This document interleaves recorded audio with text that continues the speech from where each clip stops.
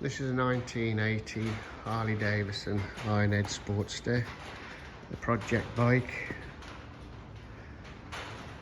Clutch and gears select, clutch works. I think the front brake works on it, the back brake was stiff. Lights worked on it.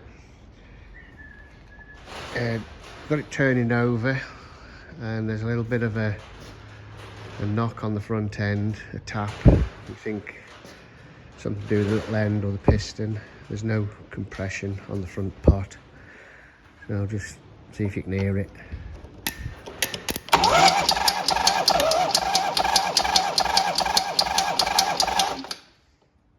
Don't know what's going on in there, but it'll need sorting out.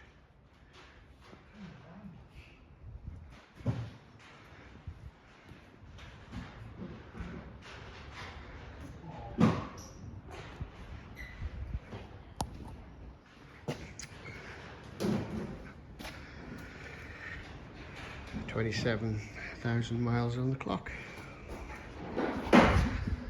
There's a project.